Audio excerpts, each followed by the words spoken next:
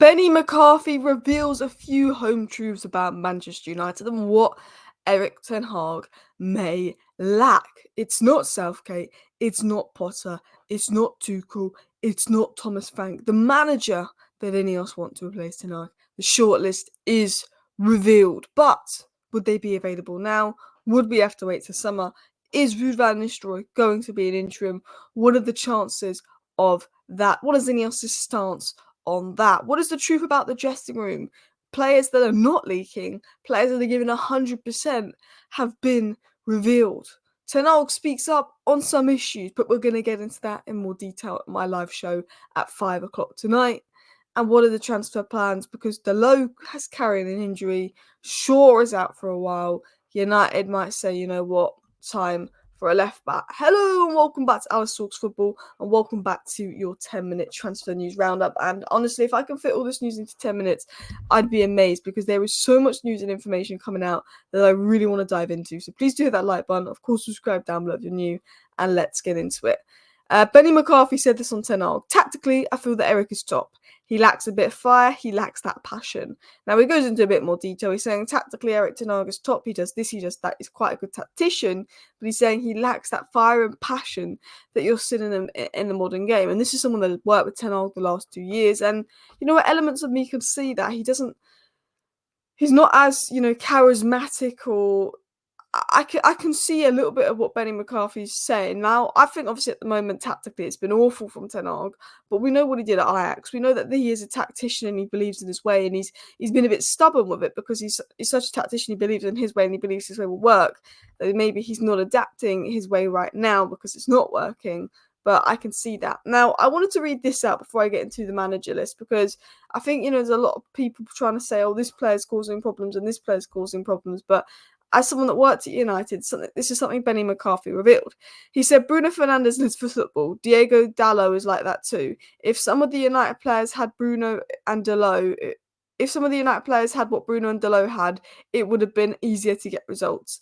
They gave their all, some didn't. That ended up limiting the team's progress because some players weren't training to their full potential. Even in matches, the data showed us that some weren't performing at their peak and others a bit below. And this is an interesting statement. And to be honest, I can see it on the pitch. You can see on the pitch that Garnacho, Dalot and Bruno always give 100%. Now, Dalot had the worst game of his life versus Tottenham Hotspur, and Bruno Fernandes got sent off. But if you've actually watched Manchester United over the last 2 years, Garnacho, Dalot and Bruno Fernandes are 3 players that I feel like have given everything, that have run everything, that have played their socks off under Erik Ten Hag. And I feel like if everyone gave the same amount of effort they did, we would be in a much better position. Now, I think we're at a point where I do think the players are trying, and I think that Erik Ten Hag is just not getting his ideas through to the players, and maybe the players have lost belief in Ten Hag. I think under Rangnick, the players were not trying, and it was a disgrace. I personally feel under Erik Ten Hag, the majority of players are on his side and trying. They've been signed by him. But it's interesting that Benni McCarthy reveals those two as players that give 100%. He also said that Ten Hag wanted a forward capable of pressing right ahead, but Ronaldo considered that work should be done by the team as a whole. With him, in some areas, the best thing to do was give him the ball and let him do his thing. It then also reveals that Ronaldo used to come to training 2 hours early, work super hard, work really well, and that he was annoyed that, he wasn't in the starting 11 because Martial and Rashford pressed better than him. And I think this is another one where could Ten Hag have adapted to this? He wants to strike at a press, but Ronaldo scored 20 goals the season before. Rashford's always better on the wing. Could Ten Hag have adapted to this and said, you know what, we'll get this player and this player to press and use Ronaldo to his best role? Maybe. I think we were talking about this on the United View on Monday. Ten Hag is playing Bruno to his weaknesses. He's playing Maino and Ugarte to his weaknesses. Could he adapt the system and his tactics to actually get the best out of his players is a big question. Now, talking of Ten Hag replacements, the Muppeteers have revealed the 3 managers that INEOS would want to replace Ten Hag with. They are McKenna, Alonso and Amorim. They would also look at Inzaghi, Hoeneß and Iriola. I think Hoeneß would be my standout just from looking a little bit at his principles and what he's done at Stuttgart. But this is a really solid list of managers. This isn't Graham Potter. This isn't Gareth Southgate. This isn't Thomas Frank, who keep getting linked to us. This is a real solid list of managers. Obviously, McKenna, I think he's doing a really good job at Ipswich so far. I've watched Ipswich, they play well. Formerly at United, I think they actually wanted him in the summer, but I think he thought it was too early to make that jump to United, which is fair. Xavi Alonso, fantastic manager. Again, Liverpool in his blood could be difficult, but fantastic manager. Ruben Amorim and Xabi Alonso do play with 3 at the back, and that's the only thing is it's very different to what we've recruited for. I mean, Agartha will be absolutely fine under Amorim. That's the only thing I can think of is if you look at Amorim, Nagelsmann, Xabi Alonso, their style of play is really different to the profiles we have.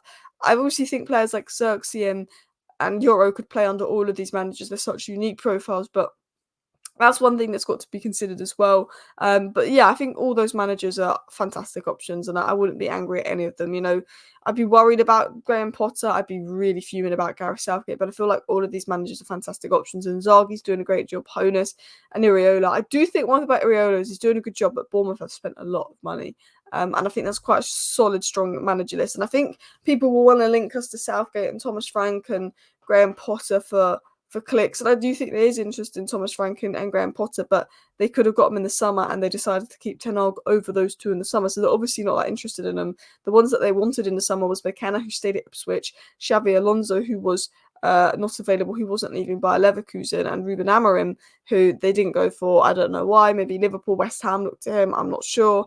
But they will be looking at a number of managers. And I think, they're not interested in Tuchel again because he rejected us. They're not interested in Thomas Frank or Graham Potter or Southgate that the media are linking us to because they could have got them all in the summer.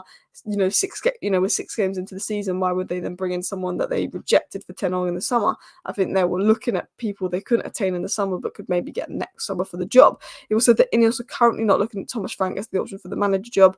Man United are aware that appointing Southgate as manager would not be well received by the fan base, and that Man United do not want to appoint Southgate as manager. And I've been told this multiple times.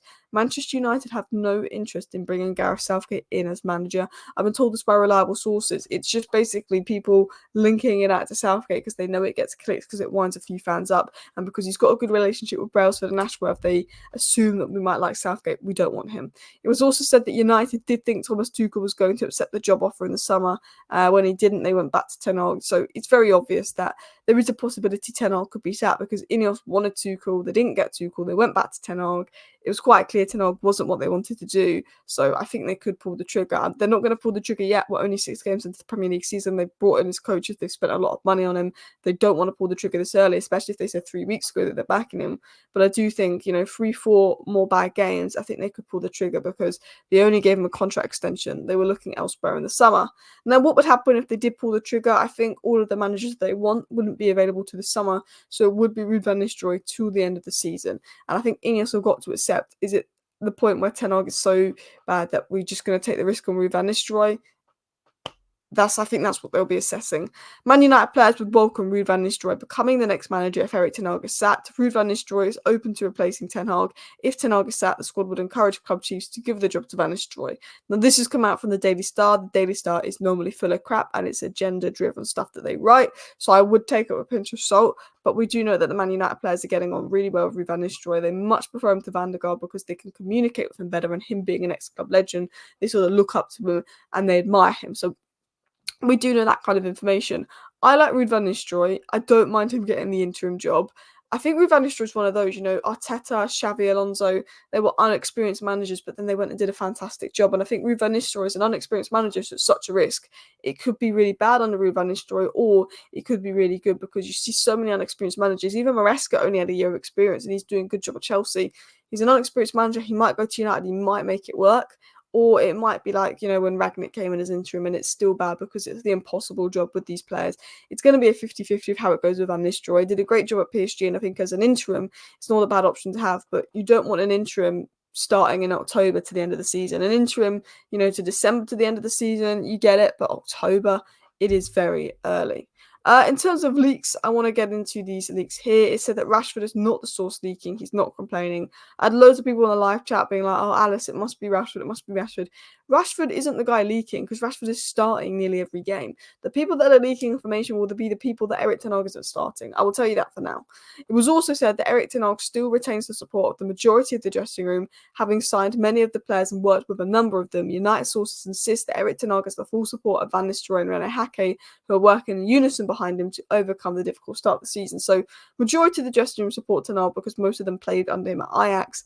and they're just hoping to turn it around. And Ten Hag has the support people around him. I do think that Ten Hag's got a couple more games before INEOS pull the trigger. I think INEOS are hoping he turns it around because we're only 6 games in. They could have just sacked him. You know, a manager that you could have sacked in the summer, you sack after 6 Premier League games. I think that's why INEOS is sticking with him, despite how bad it was versus Tottenham. It was said that United plan to make a fresh bid for Branthwaite next summer, in danger of being hijacked by Liverpool. Liverpool are firm admirers and might go for him in January and offer closer to what Everton want. Potentially, Liverpool do have a lot of funds in January to spend. It'll be interesting to see what happens. But I think Everton would rather sell to Man United than Liverpool, because Liverpool are Everton's biggest rivals. And I think maybe that would sense Branthwaite to go to United. Being an Everton academy boy, could he make the switch to Liverpool? It might cause outrage. It was also said that Manchester United, Man City and Arsenal are interested in signing Paraguayan top left-back Diego Leon. Apparently he's a left-back wonder kid. I will have to do my research on him, but one to watch. We're doing a lot of scouting in those sort of South American youngster markets. And there is a concern that Diego Dalot is playing with an injury, and United are looking at left-back, with Robinson being one. Shaw Malacia out to November. Absolute joke. The biggest criticism of this summer is we should have signed a left-back, and hopefully we do in January. I do like Anthony Robinson. I think he's ready now. I want someone that's ready now. That's my opinion. Please do hit that like button on the way out. Subscribe down below if you're new. Thank you for watching. Bye.